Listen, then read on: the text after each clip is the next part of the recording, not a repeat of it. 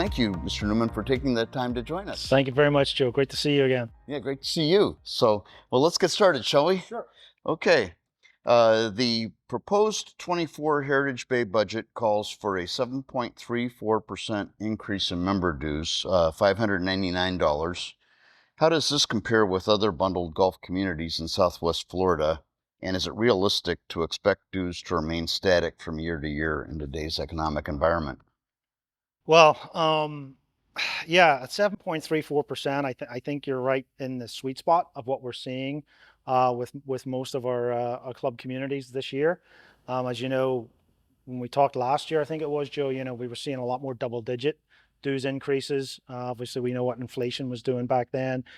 You and I were sitting here on the back of Hurricane Ian, to think back those 12 months ago, and all the challenges that brought, in addition to Southwest Florida, in addition to inflation and insurance and all that sort of stuff. So it's 7.34%. Look, nobody ever wants to pay more, none of us do, but you guys have got a really nice club here that your introduction, it's incredible to think I've been working with you guys for 10 years now, since 2013. And to see how this club has evolved and what it is today versus what it was in 2013 is kind of amazing. But about 65% of our clubs actually statewide are in that 5 to 10% bucket. So that's what I said, you're in the sweet spot there. Now, there are still clubs out there, about 25%, that are looking at double digit. And that's probably because they didn't do the right thing, if you will, last year. So now you're playing catch up. And that catch up is, as a whole, you never want to be in terms of dues or fees, whatever term you want to put on it. Is it, should you expect it to go up every year? Sorry, homeowners, you should. Now, I'm not saying it'll be 7% every year or 10%, but, and this is club economics 101. Before COVID, before the Great Recession, at the end of the day, I always like to say, if you think of it as you're running a business and your number one product seller is your dues, right? That's your biggest revenue driver. Some clubs, it can be 70% of their operating revenue. So, if you don't keeping pace with costs, you're going to get in the hole quick. Now, we all hope and we work hard to control costs, but obviously a lot of the increases have been outside the scope of, anything any management or board could have hoped for to control in the last couple of years. So yeah, I think at 7.34%, you're right in the middle of kind of what we're seeing, and hopefully, the pressures on the cost side will, come down more over the next 12 months, and we'll be in a good position. Good, let's hope so. We're sitting at 51% of total club expenses. The biggest drivers in our budget increases for the past few years have been payroll expenses and related benefits.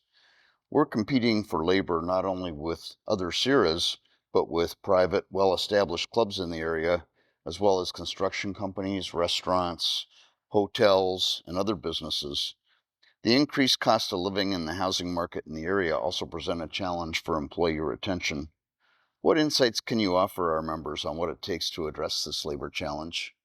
Yeah, it's still our biggest expense at any club, and certainly in Florida and Southwest Florida in particular, the housing side of this is really, really challenging. I think you may have heard us, throw some statistics out. The HUD, the government HUD department, has this concept of house poor, where basically if 30% or more of the household income is going to rent, you're considered house poor. Well, in Cape Coral, that number is $91,000. So you need to be bringing in at least $91,000 in Cape Coral to not be considered house poor. That's higher than Orlando. It's higher than Tampa. It's higher than the state average, which is like 82. And you really have to go to like Miami, where it's like $111,000 to beat it. And we know why. You kind of mentioned some of the construction that's going on. The cost of living here is just very expensive, and it's, for our friends that maybe aren't here all year round, and it's great when we see the national inflation numbers come back down. Two things I always like to say is that's national, right? And while it's coming back down, it's still going up. And it's going up on the back of, if we get down to 3%, it's still 3% on the back of 10%, on the back of 9%. And, while we've certainly moved the needle in terms of what we're paying, especially the lower quintiles of earners, the servers and a lot of those people, the rents continue to race up. And the majority of the people that work in our clubs, typically, if you do the study, they're hourly employees and they rent. So we've heard some just horror stories ever since after Hurricane Ian. It just piled on the challenges. And we're here sort of in North Naples, if you will, but certainly a lot of what it wasn't designated affordable housing, but those cheaper apartments, you go down into Naples, they're being knocked down. They're being rebuilt with very high-end condos and things like that. So the question, which is why I come back to Cape Coral, and some of our friends watching this might, why are you thinking about Cape Coral? Because the people that work at this club are in Cape Coral. They're in Immokalee. And where your club sits, you just have to watch this road in the morning and all the cars coming in, right, from out east. Huge challenges. Even, the clubs that have looked to foreign labor, temporary foreign labor as a solution.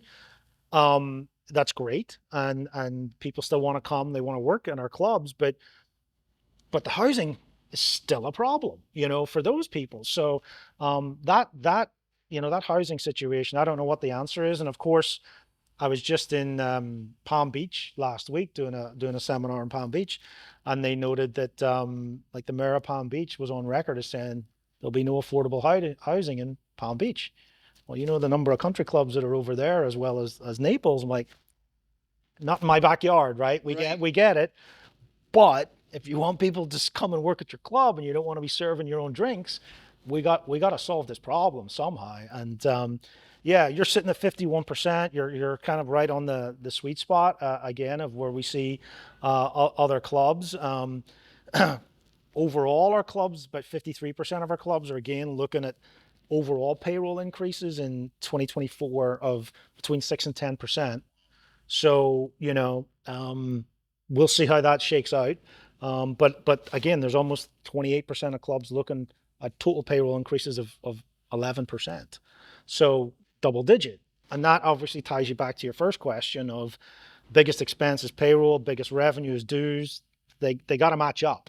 And yeah, it's a huge challenge. And you named all those other businesses, and anyone that's lived here in Heritage Bay for more than 5 or 6 years knows the opportunities that are out there outside your gate that weren't here 5 or 6 years ago. That when I come out this way, and what is that, Founder Square, I Oh think. yeah, My goodness, the huge. restaurants and stuff that are going in there. And that's, the other thing people forget about when we go through the competition. We're in Naples. It comes to all of us. The assisted living facilities, the highly trained servers that you have here, they want them too, right? In those facilities. And you're competing with all of that. And unfortunately, some of those assisted living facilities are pretty heavily funded, by major companies. So that is your competition. And that challenge is not going to go away anytime soon. Hopefully, again, pressures ease off a little bit, but we all know we're in a major challenge when it comes to that. So Oh yeah. Um, we probably should have had people have a cocktail before they watch this, Joe. So, yeah. That's. I hope no one's getting too depressed. Go. Feel free to make a drink while you're watching this. Um, Heritage Bay is not planned for any menu price increases for 2024, and we're projecting a food and beverage subsidy of approximately $1,250 per member.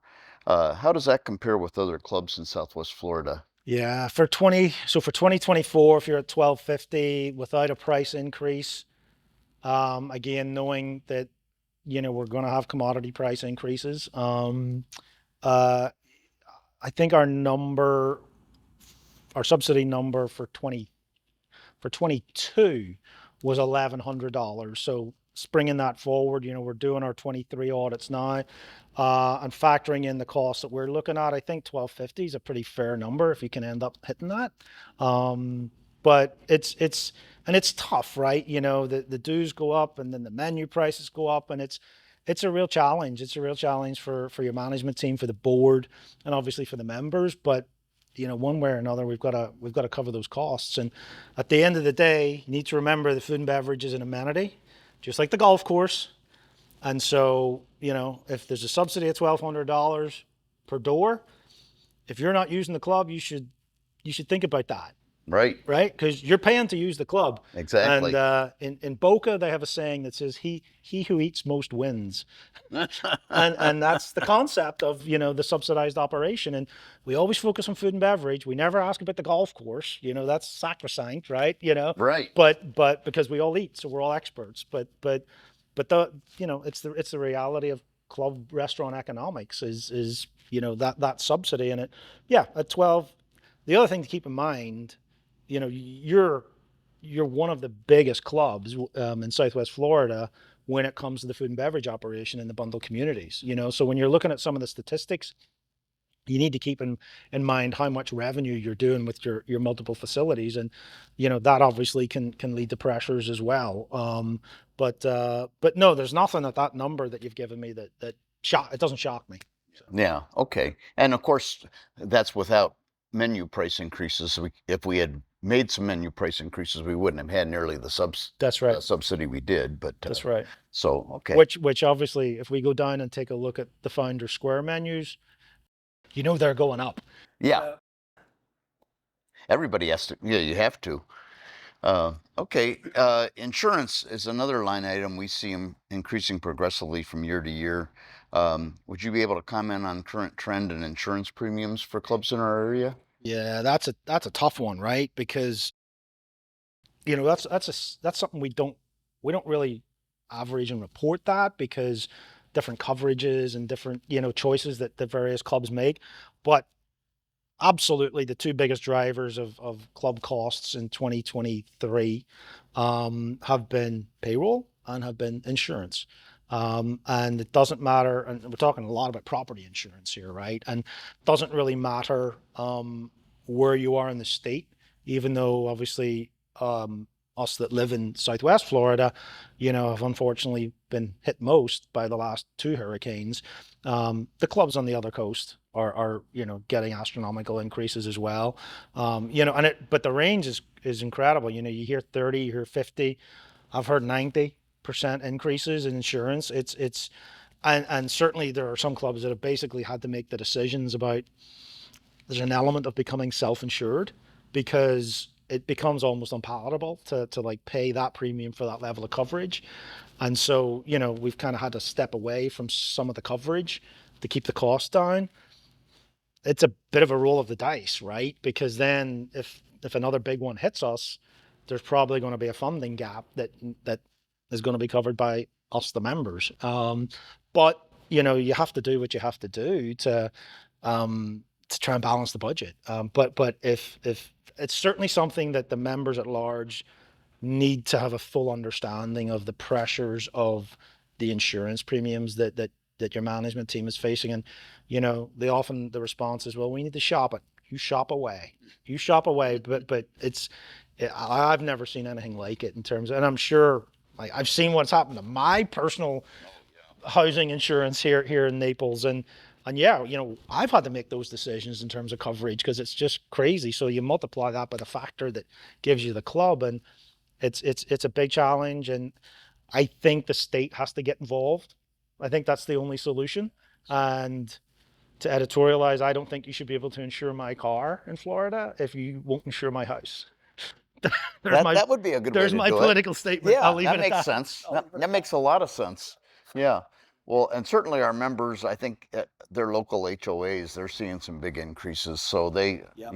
Everybody knows that's a factor. So, Yep. um, okay. Heritage Bay completed a $10 million expansion and enhancement project in 2021. A couple of years later, we're still enjoying this beautiful facility, but there is a desire on many people's part for new upgrades and amenities. Two items that are being discussed for the near future are additional parking and pickleball courts. What do you see as a trend in communities like ours as far as continued upgrades of the facilities? And are there any challenges in the current environment that we need to be prepared to address uh, uh, if the membership does approve the new enhancements? And finally, what have you observed in other communities when it comes to construction costs, contingencies, funding, project delays, and other items like that that you can share with us today? Yeah, so $10 million in 2021. Um, so I don't remember. I should have looked at the books, right, before we talked about this, but I'm going to guess, let's say $10 million. Let's say we depreciate that over 20 years. So what are we at? $500,000 a year. So there's a number for the homeowners, right? We're using up that great facility at the tune roughly of $500,000 a year if you just look at depreciation expense. Now, depreciation expense is based on that historical cost in 2021. We know that, the costs of replacing or maintaining are going to be higher because of all the things we kind of talked about already. Um, you're, at the end of the day, the master HOA exists for one reason, right? To maintain and preserve property values. And how do you do that in a club like this? You've got to have these offerings. And I think you saw during COVID, I don't even know if you can buy a house or a place in here at any point, because I know this was it is a very desirable community, and you got the benefit of that big time, I think. And your timing, the fact that you got that done, given everything that was going on in the world, is pretty cool, to be honest with you. And I think a lot of people, clubs like yourselves or communities, I think are looking at you very jealously, because they haven't done it, and there are communities now that are trying to do it, to some different degrees. Copperleaf comes to mind, Stonebridge comes to mind with some of the major improvements. I think in, though both those communities, they had to go back for a second vote because of the move in the budget prices, Mhm. from when they started to when they ended up. So thankfully, I think, you kind of skipped that with that big renovation with the cabana and all that stuff. But you got to maintain it. You have to maintain it, keep it up. The last thing you want is someone, you know, there's a bit of a softening, right, in the real estate. We're seeing that a little bit. So the importance of those competitive amenities is going to become more and more important again. And you know, people aren't back. Other clubs, other communities, they're not backing off. We're still seeing the same levels of capital spend, as we've, for the last 3 years, as we saw the 3 years before that. Before it's just continued, and the members want those amenities. Pickleball, absolutely pickleball. It's not that long ago I'd never heard of pickleball, right? And now we're sitting here. I think they have the World Championships in Naples and all sorts of stuff. So yeah, most communities. I'll use the broader term of racket sports. Racket sports is definitely a major focus for a lot of club communities, and certainly, there can be a balance between. And I'm not a racket sport guy, but as you can probably tell, but be it tennis, pickleball, padel. I think there's another. Yeah, and they'll make another one up here soon. Yeah, Soon, I'm yeah. sure. But you do need, that's the pickleball is certainly an offering. The challenge with pickleball is where you put it. It's obviously it's a lot of fun, and there's a lot of noise associated with it. Is what I hear. I've heard from other clubs, but yeah, it's something I think you kind of have to cater to, while being cognizant of the other, other uses in the community, the other sports that are here. And parking, it's funny you mentioned parking. Parking is sort of that, it's one of those, it's like the irrigation system on the golf course. You don't see it, you need it. And at some point, it needs to be expanded or replaced. But because you don't see it, it's not a cool project, right? But parking has become a big deal, because we put these fabulous amenities in, and people want to come and use them.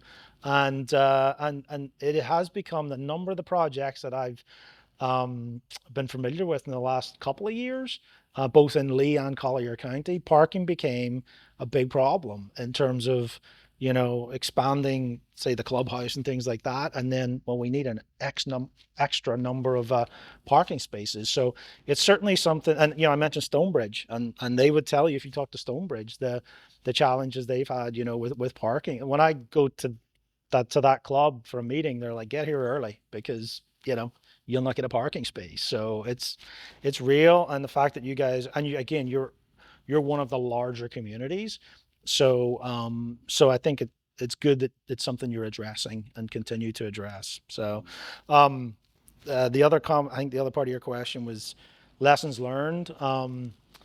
Yeah, I was up at a club a little bit further north, club community, a little further north here, a couple of months ago, and they're looking at redoing their golf course in 2 years. So they've started the budgeting process right now, and they showed us they put three different bids up, and Joe, I may as well have done the bid. There was such big gaps and question marks Wow. because these contractors are looking.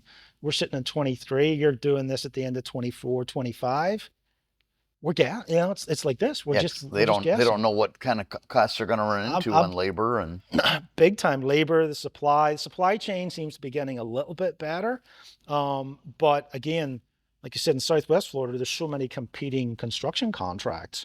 And then we had the issue with, was it Gates Construction went bankrupt, which was a pretty big bankruptcy here. And so, there were some clubs that were left holding that bucket, so certainly challenges there. The biggest thing is to make sure you make sure you have a right to audit clause, so that you can keep them straight. And that's a good point. and it's one of those things that people assume they have it, but make sure your lawyers get that in there for you. And that's not the kind of audit I do, but it's something that the club should be able to do if it needs to, if there's concerns about subcontractors and things like that. So, but yeah, it's look, it's really difficult. But what are you going to do? Wait and wait and wait. Yeah. Costs aren't going to come back down. Yeah, So unfortunately. that's the downside. Okay.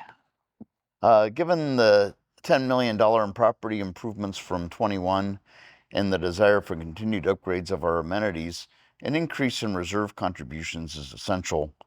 Based on the current reserve study, members' reserve contributions are going to increase by 26%, or $267 next year. Can you explain in layman's terms why it's so important for a community like ours to have a sufficient reserve funding, especially since the depreciation expense is not funded by the members? Yeah, I think, it's something we kind of took our eye off the ball a little bit, I think, as an industry, not necessarily a Heritage Bay comment, be, because things were going so well, with seems weird to say it, in COVID, right? People just were banging our doors down to buy a property in here. Um, but you mentioned, we're not funding depreciation. Those reserve studies are obviously based on inflation factors. So I know that it's you don't want to put numbers out there in reserve studies to the members that are maybe not as accurate as they could be because of what's going on with inflation. And I think you guys deliberately did the right thing. I think it was maybe last year we were like, well, this study we know needs updated because it's using 1 to 2% inflation factors on things that we know are 7 and 10% right now. So the fact that you're going up by 26%, look, you can do the math on that, right? It's easy to, the percentages seem large when you start dealing with numbers that are relatively on the small side. Again, it's $267 I don't want to have to pay, but the day will come when you have to sell your unit. That happens to us all, right?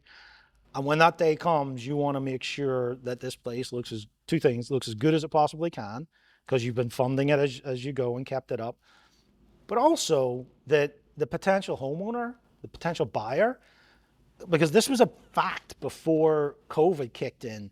We knew that people were looking at communities that had a decent, measure that how you will, level of reserves in place, right? Because then that, okay, the current owners of this business um, appreciated their responsibility to maintain the facilities. And I, as a future homeowner here, a potential homeowner, I have the comfort of knowing that it's not all going to fall on me, right? I know I'm going to have to contribute, but the people that were here before me recognize we have a business. This is what we have to do. This is how we run it, and they made those contributions. So Yeah, again, with the bit of a softening in the market, I think, potential homeowners looking at your financial statements, being able to see that there's X dollars in reserves versus, let's just say, a club next door that may not have that level of reserve funding, but it still has the same maintenance requirements. So it's going to come on me. So that's the way I kind of always try and think of reserves, and hopefully it makes sense. So Yeah, no, I think it does, absolutely. So, um, okay, in years prior, the club used to charge a membership a nominal amount for new capital items that we called capital dues.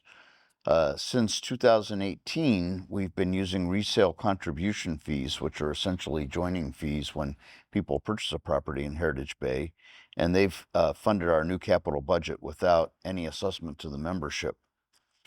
Would you please comment on the importance of maintaining a capital funding mechanism, and what is the average capital funding amount per member that other CIRAs are collecting from their members for new capital expenses? And then finally, we're just also looking at an increase in the resale contribution fee next year. Currently, we're at $5,000 at Heritage Bay. What have you observed as increases of the resale joining fees in other communities like ours? we'll take the resale. Take your last question first, Joe, as they say. um, from 22 into 23, the club communities we deal with, like yours in Southwest Florida, the average resale fee went up 12%. So the average is now at $5,500 going into 2023. Um, I think this is one of the most interesting elements of bundled club economics right now. And I think of it especially driving out here, and I drive past the Quarry, which is a great client of ours too, right? And I don't have the number off the top of my head. I'm sure many of the people watching this know it. But if I want to become a member at the Quarry, what's the check I have to write? I know it's more than $5,000, Oh, yeah, it's a lot more than right? 5,000. It's a lot more than 50,000. Now, if I was to line up the amenity offerings over there versus the amenity offerings here, let's pick the $50,000 number. Is that a $45,000 difference? That theirs are that much better than yours? Again, you're both clients, so I'm going to pick my words here. But I think hopefully the people watching see where I'm kind of coming from. There are some communities structured like yourselves that have had serious conversations about, based on what I've just said, where they're seeing people buying in a community next door that maybe has more of the traditional club model, not bundled, and are having to pay 50, 60, $70,000 to join that club, and saying, why not me, right? Am I leaving money on the table? That's the ultimate question. Sort of in the spring of this year, some of those clubs, those bundle communities, I know we're looking to see, or the thought was, can we take it to 15? Can we take it from 5 to 15, which is a huge percentage increase. But again, when you look at it's what are you getting for that 15, right? And here's the thing about the capital resale fee. You know, all the owners have made a great decision to make all these amenities over the last few years. The realtors are the ones, and I'm sure realtor friends watching this, a lot of the realtors are saying, oh, hang on, I think that might have a problem with regards to the market and selling your house. At the end of the day, it hasn't been a problem for the people that live in the community next door, which is structured differently. So there's a lot of work. You're not going to jump from 5 to whatever overnight. There's a lot of work, a lot of research, I'm sure a lot of discussions. But when you think of the money that can drive into the capital coffers of the club, and that has been, that's the traditional club capital financing model for time immemorial. The clubs up north, that's whether it's initiation fee or whatever you want to call it, that's a big issue. And so I think a lot of clubs are looking at, we've left money on the table there, so to speak. In the absence of bringing those, and COVID was awesome. We talked about that. COVID was awesome for capital. But okay, things have kind of slowed down now. We hear that a lot of people that bought in here during 2021, 22, we hear a lot that community average age has dropped, younger, so they're probably going to be here for longer. So when is the club going to get that next capital resale fee, right? It's that's the challenge. So in the absence of those, I'll call them membership or homeowner turns, where are those dollars going to come from? That takes you back to a capital dues. I think it was something like 70% of our bundle clubs have capital dues. I think it was like 1,200 bucks, I think, was the last number in that region. Um, and it's a simple, it just comes back to a simple question is like, if we know we're going to have to, um, do new projects to keep our community fresh, where's the money going to come from? Can we get it through future members coming in through the capital resale? In the absence of that, then it's going to have to come from the current homeowners. Ideally, you'd have a balance. Um, and then you have debt potentially floating in there to maybe bridge a gap. But, you know, capital is what drives everything going forward. It's what tells us what our future is going to be. And certainly, if you guys are thinking of taking the number up at 5,000, you're already below the average that we have. And again, you're also, I would think, one of the most amenity rich. So you're already charging less than the market, and you've arguably got more to offer than the average club. Oh, that's an interesting perspective. Yeah, thanks. Okay. Um, and my final question is about innovative technology improvements. We talked about this a little bit last year, but I know technology keeps changing.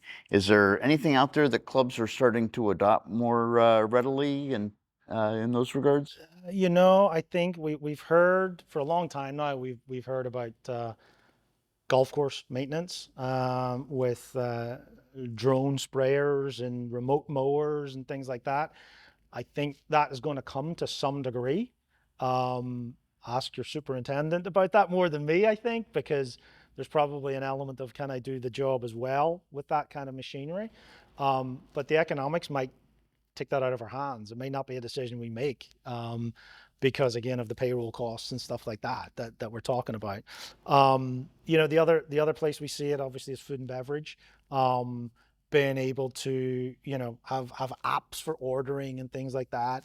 I think also apps that allow management to react in real time to the servers on the floor. So, we've got some clubs that are using technology that straight up, you have your meal, you rate it, and you're not that happy. Service was slow, you give me a C. And the guy at the table next to you gives you the C. And the guy at the table next to me gives you the C. Well, there's technology out there that allows the person that's running the floor to say, okay, something's going on with Phil today. He's behind his game.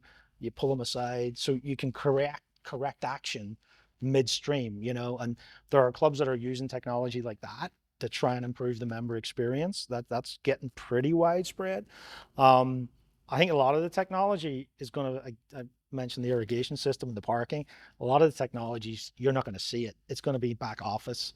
It's going to be streamlining processes back there and your accounting team, your administrative team, and just making it easier for you to, whether it's tea times or whatever it may be, to do it with minimal interruption and minimal disruption. I think those are the major things that we see kind of coming through. May not happen overnight, but as we always talk about, you just look at the changes when you walk through some of the self-service kiosks and airports and things like that. There's nobody there. Yeah. There's nobody there, and we may never get to that extent in our club service because it's a high touch personal environment. But I think those are the kind of changes that we're gonna see. So watch this space, Joe. I guess. It'll be interesting. Yep. It'll be interesting.